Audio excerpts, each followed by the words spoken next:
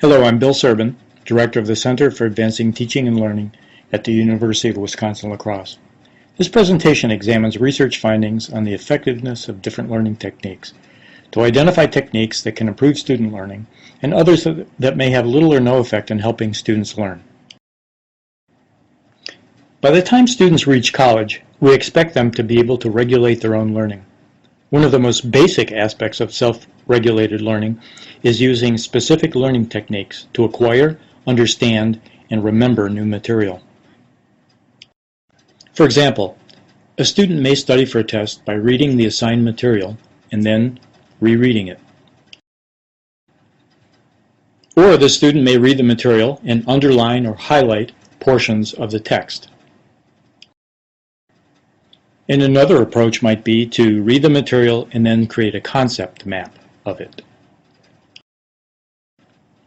This table shows the types of strategies used by undergraduates at a highly selective university. As you can see, these students use a variety of techniques, but clearly prefer rereading notes or the textbook as their number one strategy. These are all commonly used learning techniques by college students, but we have to wonder whether some are better than others. Which ones are likely to be most effective?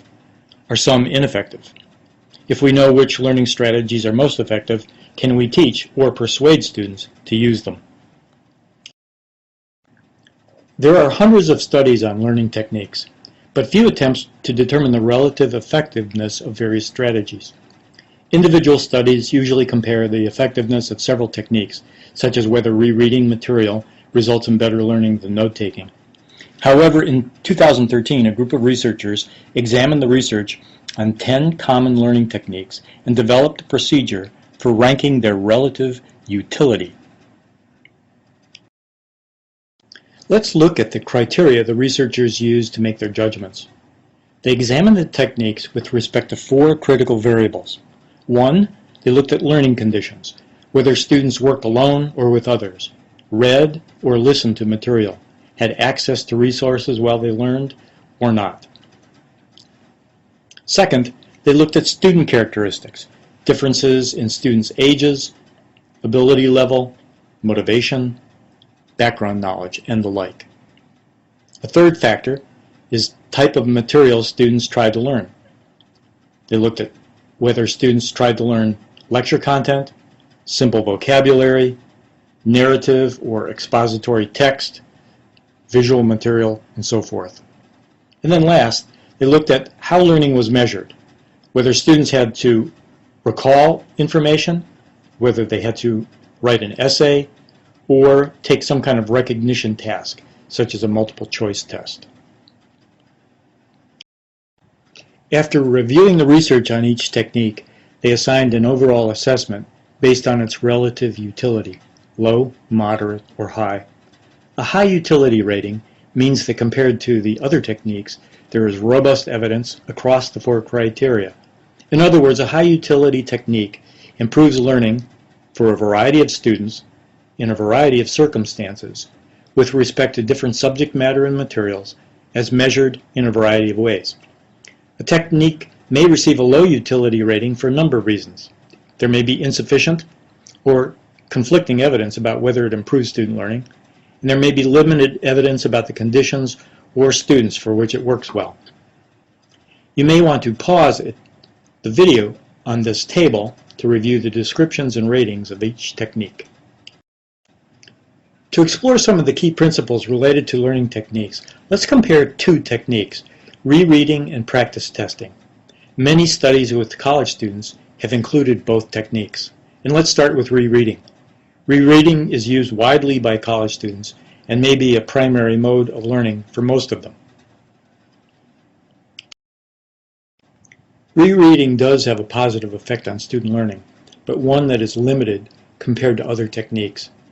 One early study depicted in this graph found that the greatest improvement from rereading came between the initial reading of the material and the first rereading, but there was no improvement from the second to the 4th rereading.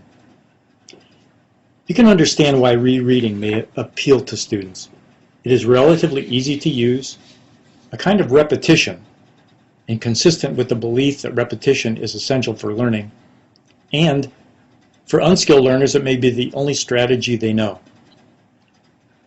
According to researchers, rereading may work because the student, 1, adds new information each pass through the material, and 2, may identify main ideas and reorganize the material. But why then is rereading a weak learning technique? It seems that to be most effective, rereading depends on careful consideration of the meaning of text. Students must monitor their understanding and recognize with each pass through the material what they know and don't know. Unless students allocate more attention to unlearned material, they run the risk of learning nothing new with each rereading. Moreover, as the text begins to look more familiar, students may assume they know it. Instead of processing it deeply, they may do the opposite, assuming because it is familiar that they already know the material. On the surface, rereading looks like simple repetition, but to be effective, rereading may require progressively more strategic processing that students fail to use. Let's look at practice testing. In research studies, practice testing is also referred to as retrieval practice. It involves a kind of self-testing in which students try to retrieve or remember what they learned previously. Practice testing does not refer to actually studying tests, nor does it refer to being repeatedly tested in high-stakes graded circumstances. Research indicates that many fewer students use practice testing spontaneously than other techniques, and that they view practice testing as actually ineffective compared to other techniques. Why is it less popular than, say, rereading? Practice testing is inherently more effortful than rereading. Trying to remember something you read previously is more difficult than rereading the material. Another possible factor is that during retrieval practice, students may conclude that they aren't learning much or getting much out of the experience, especially if they have difficulty recalling the material. But as the research indicates, retrieval practice is actually quite effective. This graph depicts typical results. College students who use practice testing can consistently outperform those who use rereading. This particular study showed that students not only remembered more factual information, but they better understood concepts and were better able to answer inference-based transfer questions. Why does practice testing work so well? Practice testing may seem counterintuitive. Why would trying to remember what you studied previously result in better learning than actually going back and trying to relearn the material? At this point, there's not a definitive answer to the question, but researchers have focused on several possible explanations. One is that retrieval practice involves students in making additional connections between concepts, and that these become retrieval cues for future recall.